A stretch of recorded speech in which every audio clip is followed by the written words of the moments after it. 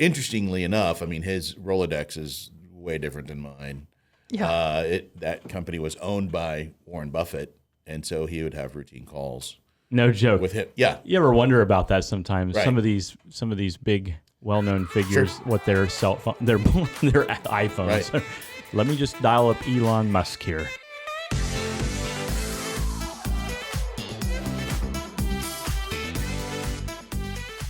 All right, everyone. Welcome to the maybe whatever Wichita podcast. We don't know. We're not 100%. They might be. I'm like not 100% really. But if you have a name suggestion for this podcast, we're interviewing Wichita entrepreneurs, founders of businesses, people that are out there just hustling and creating jobs, creating industry, and pushing Wichita, Kansas economically forward. And we're having fun doing it. We just kind of talk about whatever. So I guess maybe that's why you want to call it whatever. Whatever Wichita. Whatever. I don't know.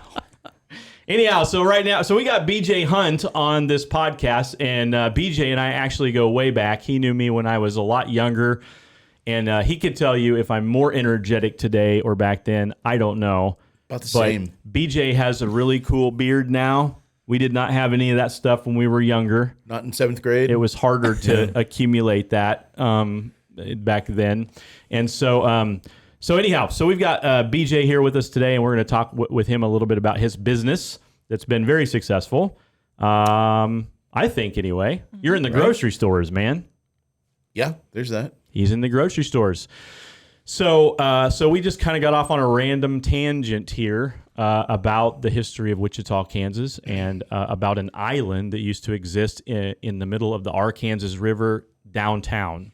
It's Arkansas if you're not from Kansas, just so you have a reference point. Oh, but we don't live in Kansas. So I'm just saying. So, BJ, I want to know, why don't you start by telling us a little bit about you? I mean, I know a little bit about you, but go all the way back. Me personally. Where are you from? Who are you? Who's your family? Born in Denver. You're born in Denver? Yeah. Oh. Yeah. You weren't there for that one. Nope. We really didn't have beards when we were born. No, not most of us didn't. At all. But by the time I was 2, we had moved to Wichita, and my family is really from Wichita, but my folks wanted to do their own thing, and they did. And they're like, it's a little easier with family. And my grandpa and grandma were starting a family business, which was, if you remember way back, Select Trash Service was a long time ago.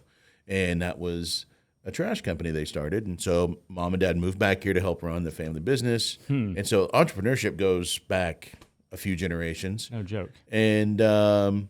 And I did not know that. Yeah. And then, mom and dad tried a couple different things to figure out what they liked. And eventually they ended up running a daycare center for 25 years. From trash to daycare. Yeah. It's a little bit of a Your difference. parents were from Wichita and moved to Denver for new opportunity, Right. They I were guess. in Ottawa, but yeah. And you were born there, and they moved back. Correct. Do you remember what hospital you were born at? St. Joseph, In Denver. December 25th, 1975. No joke. Yep. So we have a very similar story because Really? Keisha and I moved to Denver in 2004. We're from here. Yeah. We went for opportunity. Then the housing market crashed. Mm-hmm. Our daughter was born in Denver. Okay. And then we moved back. Yeah, I don't think St. Joseph is there anymore. So, Where was that? Do you remember? Yeah. I don't Where know. in Denver? I want to say it was on the kind of northeast side, but don't quote me. So you come from an entrepreneurial background. Yeah. What were you like when you were a kid? I was kind of a little chunky nerd, and we had a good time. I always had friends, but I wasn't super athletic at the time. But yeah, I was really good at kickball, where we could quote unquote bomb that red ball across the playground, right? So. And you were born in 75. Yeah. So you have another That's when you 80s could still child kick in it the towards room. your face. So I'm excited. The opponent. I can't tell you Absolutely. guys that are listening how excited I get when 80s children come through the door, Dude. because I'm an 80s child. Lesley's an 80s child. We like to talk about parachute pants, BJ, things like that. Mine were black. Yeah. I think he's the only one so far that's had parachute pants. Yeah.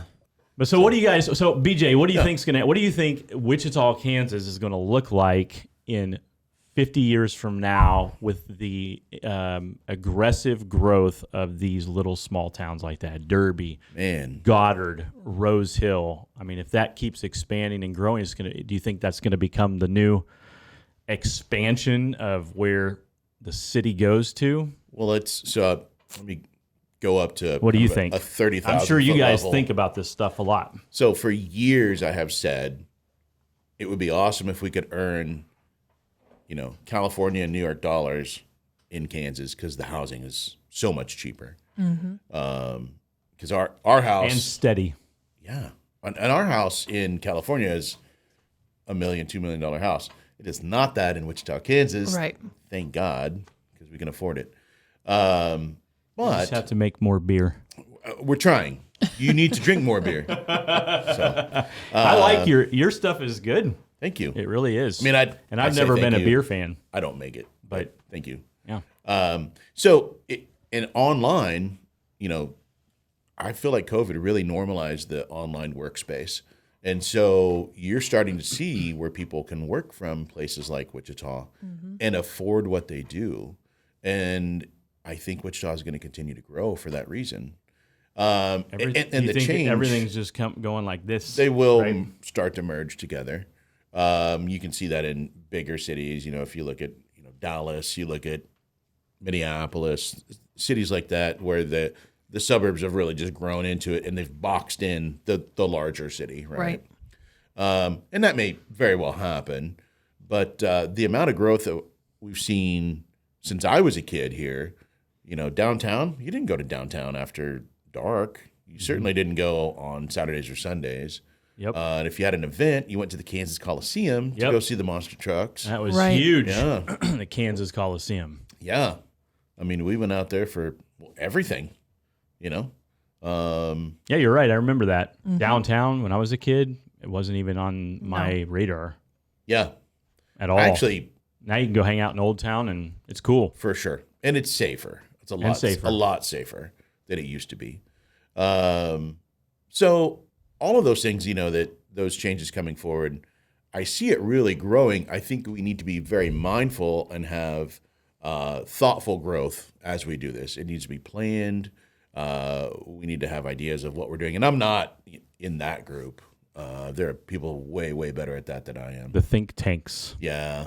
So I was going to ask you about your business partners. So now Travis is the one, the microbiologist. Yeah. He's the one that made the beer, right? So When actually, you went Rick did. And then Travis came in later. The funny thing, so because Travis, there's 4 of you now. There's 3 of us. And then there's 3 silent partners. Okay. Yep. And he's one of... So he's a Rick and Travis and I, a majority owner. Okay. So, yep. And a day-to-day operator as well. So... so how do the 3 of you work together? Who's the face? Who's the leave me alone? I'll run it behind the scenes. So that's Travis. Okay. He's your operation leave me alone guy. Rick is he's the head brewer. We have an assistant brewer that does most of the day-to-day stuff. So Rick looks at numbers. He's the chef. Yeah, Rick is definitely developing recipes, although Travis is pretty good at it. He's made some great he's your ideas. restaurant. He's your business manager. He is our operations guy. Yep. And I'm out doing sales. Yep. And I'm unfortunately kind of the face of the company. I was just telling him earlier, I'm like, I have more of a radio face. I don't know. I don't need to be. I was like, why we're videoing this? I don't know. But wouldn't you say to viewers watching this, because I know there's going to be a lot of people watching this that are entrepreneurs, they're business owners, they're running a small business, or they're out there hustling, doing real estate or something like that, whatever. They're doing something similar. Wouldn't you say that every business is successful because they have a sales piece, an operational piece in the background, and some inventor of something, some engineer? You've got to keep it fresh. That's right. Would you say those are the 3 pieces to every successful business, or am I missing something? I think every business is different. So some will have more, some will have less. But by and large, yes. the key thing for us was all three of those people are owners, and they can't really leave, not easily anyway. And so, And you need them to stick around. right? And that Or was you got nothing. we saw with breweries where they would hire a head brewer, and that's fine if they're a talented head brewer, but you need a way to keep them there. And so, if for some reason our assistant brewer leaves, Rick can step right back in. He may not want to, especially in July. It'll be 130 on that brew deck. He won't like that. But yeah, so those were really key to keeping a stable company and continuing to grow through the years. And I think that that's true because, like, you think about chefs and artists and things like that. It's like once they've produced something that's top notch, the ego goes right there with it, and then they're like, "This is what I'm worth. I'm the whole business Right. at this point." So that is a unique characteristic of your business to have that ownership interest tied to the recipes Yeah. of what you're doing. Nope. A third of something is a whole lot more than 100% of nothing, Of zero. Amen. right? So anyway, How would you, how would you direct people that are watching and listening to this podcast? How would you direct them on finding something like that? Because you're not paying a coach. You just, thankfully. he's paying him a beer. Well, Do you you ship are. him some See? beer? There you are. So Right. if you need some beer, just ask BJ. Yeah. He makes it in a very clean water environment in El Dorado, Kansas. Anyhow, It's our new spokesman. so, but El Dorado, if you know you're what I'm not from saying? here. I mean, there may be there may be a lot of people listening. They're like, great. Where do I get? I don't have a mentor. I don't know anyone. What do you want me to do? Call someone out of the clear blue sky, look them up on LinkedIn, and go, "Hi, I'm so and so from Kansas, and I'm just starting my career, and All they can you tell you probably is don't no, have first time of for all." me. Exactly. Can you talk? I'll take you to the poorhouse and So get some of BJ's beer. I don't know. What do you do? What do you tell them? you first of all decide if you need one as an overall business and personal, or do you need someone that is specific to your industry? Because I also have other people like, and we don't have a set time where we talk, but like Scott Redler, who was one of the founders of Freddy's Frozen Custard, and I sit on an advisory board with him at the Redler Institute, is phenomenal for the restaurant industry. And so if I ever have a question specifically into restaurant, I'll just text him, and he is quick to get back. He's very willing to help. He probably would coach people, business-wise. I can't speak for him on that, but people like that in the community, and there are lots of people like that in this community that want to help. And So they're we have- looking for opportunities That's right. to connect with a young. So start by business. talking to someone first. The SBA actually has programs out there for that. That didn't work for me so much, but because they just kind of pair you with somebody. But I'm sure if you told them exactly what you're looking for, they could probably help with that. So would yeah. it be safe to say then, or would you agree with the fact that the most important thing that someone could take away from this that's watching is to add that to their list of running a business? Somewhere in there, I need a coach, I need a mentor, I need to grow personally, I need to grow professionally, I need to grow strategically. So we're in my talking business. to people that are already entrepreneurs or Or want wanting to be. They're hitting a ceiling, they're just starting out, or they're like you, they've hit a level of success and they're trying to look for the next Right. level up. So those are really two different scenarios there, but the one about if you're just starting, get your spouse's buy-in first, because if you don't have that, you're not going. You don't have jack. Agreed. So I think that Lesley was just said something about that a minute that's ago. exactly right. And so when we first started, we took a little bit of money out of our savings. We did a very small loan through a local bank, and we needed to prove the concept to ourselves, to the bank, but most importantly, it was to our wives. And because if we It's didn't, probably the smartest advice on this whole podcast. But not everyone watching might be married. They may not be married. well, and that's fine. Then if you have a dog, you may have to ask your dog, Right, or a 'cause you're cat, gonna spend or less time with your dog. whatever That's you right. have. But we whatever. but we all three of us have wife and kids, and we know that will take away from family time at a certain point. Sure. Beer season, like September, October for me, It's crazy. My family does not see me. Like I have an It's event Oktoberfest. Saturday. Yeah, we have a beer fest Saturday. I have one the following week, And it's Reformation Month too. I That missed even that. that Yeah. contributes to the beer environment, I think. So let me ask you this. So you've been talking to somebody that was the CEO of a railroad. Yeah. What things do you feel like you've learned from him that you can apply to a brewing business?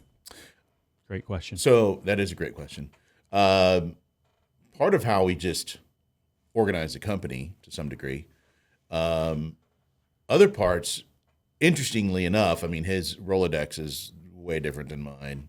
Yeah. That company was owned by Warren Buffett, and so he would have routine calls No joke. with him. Yeah. You ever wonder about that sometimes? Right. Some of these big, well-known figures, what their cell phone, their iPhones. Right. Let me just dial up Elon Musk here. Right. Or Yeah, that's not my Rolodex.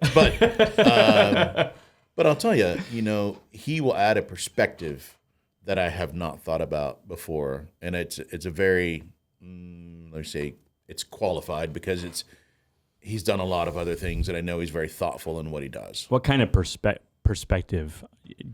Well, he's definitely looking, on the 30,000-foot view on a company, and Like where you're like, where we're where headed is this and- yeah, going? right. 20 miles down the road or 200 miles down the Right. tracks. Exactly. And so, and what was actually really funny too, and we forget this, that you can actually impart great things to them. I think we forget this a lot because he was excited that I even asked him. He's like, really? I'm like, dude, what? It's so, Your buddies with Warren. and I want to know Right, everyone that right. knows Warren. I don't know how Yeah. that guy can run so many companies. I know he doesn't. He's got experts that run them all. Sure. But still, but we talked but about yeah. that in the beginning. that's just one of those, I don't know. It's a great thing to have a different perspective on your company. And I can talk to him. I know he's not out there going, guess what Walnut River's doing? So it's definitely in confidence. He has some other roles that I can't really talk about, but he sheds, some light on things that, we just don't always see. So I love it. I love the fact that this has not come up one time. We've had a handful of podcasts so far. This is brand new, third week in. all right. And this has not come up one time. And so I want you guys watching to really take that to heart. If you're in business of any kind, if you're a real estate agent running a 1099 business, it's just you, yourself, and you by yourself. Or if you're running a manufacturing company of some kind or whatever your business is, you need someone else to help you get. You cannot get higher and higher and higher without someone else from the outside coaching you along, challenging you, humbling you, and opening your mind up to see things that you're just not seeing in your business. Right. And I think even getting somebody from outside of the industry, I mean, it's good to have I have Glenn who owns 2 realty Industries. executives and has all these employee, 1099, not employees, but people that work for his company. But then when David came in and started helping with the real estate business, he was like, do you realize that people don't understand this and don't understand this? And I'm like, yeah, they do. He's like, no, I had no idea. Right. He was coming from a military background, didn't have an extensive real estate collection or anything else, and so he was seeing it more from a consumer perspective that I wasn't seeing it from because I had never even bought a house before I became a real estate agent. So I had no experience from the consumer level that he saw it differently from. So it's good to have, different perspectives outside of your industry. Well, for sure. And you need to be growing personally and professionally. Yeah. I always say that every week to a group of business people that I network with and meet with. Yep. If you don't grow personally, then your business, right? When your personal and your business are intertwined, Very much. right? I mean, if your attitude sucks, well, your customers might not like to come in anymore. Right. So who are It'll carry through. Yeah. So who are some other entrepreneurs that we should reach out to be on this show and highlight Oh, man. them and their business? Yeah, can you help Well, us? I mean, if they're retired, Can you help us ones, get Warren? No, I can't do that one. Well, it'll shoot up. I right. think our numbers All might right, go we'll up a take little bit. Elon. Forget Warren. Yeah. Hey, we have BJ Well, from Walnut River. It's not that exciting, I Yes, promise. it is. And you should definitely talk to Scott Redler, though. He's local. Freddy's. Yeah. No, he's awesome. Such a good dude. Can you put us in touch?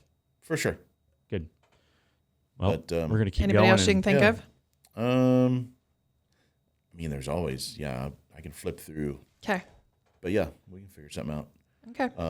Yeah, this one thing I was going to say is, for me, I always try to remember. It's not hard for me to remember because I am never the smartest man in the room, and so when we're trying to learn from these people, just stop and go, man, they have a lot to impart. But you know what? You're imparting knowledge to them as well. Oddly enough, but I think when people go in thinking they're the sharpest person in the room, they don't have anything to learn at that point.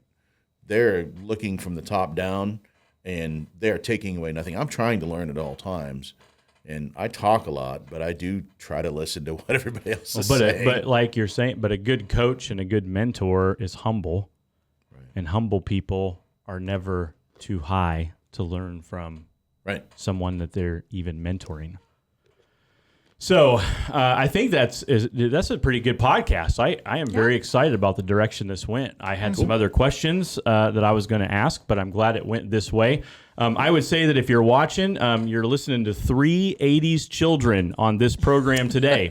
So what we would tell you is the biggest takeaway from this podcast with BJ Hunt and Walnut River, great brewery. Go check them out. You'll love their beer. If you can't make it to the Poorhouse, then go to Dillon's. Their cans are in the any liquor store in Kansas they've or got them in Missouri. there. Yep. But this is, I think, the biggest takeaway from 3 80s children is go watch Karate Kid, the original, and you need a Mr. Miyagi. That's what we need, right? Sandadek. All right. That's right. And you will win the fight, but you got to do the crane. And don't mess up. And be humble enough to paint a fence, because you'd be surprised what the most insignificant activities can really are what makes you a master. I think there's a lot of truth to that whole movie. So, all right. Cool. We're going out with Karate Kid, Mr. Miyagi. That's a great way to end the podcast, I think. Thanks, BJ. Cheers. For coming BJ. on, man. I Appreciate really it. appreciate it. Thanks, guys.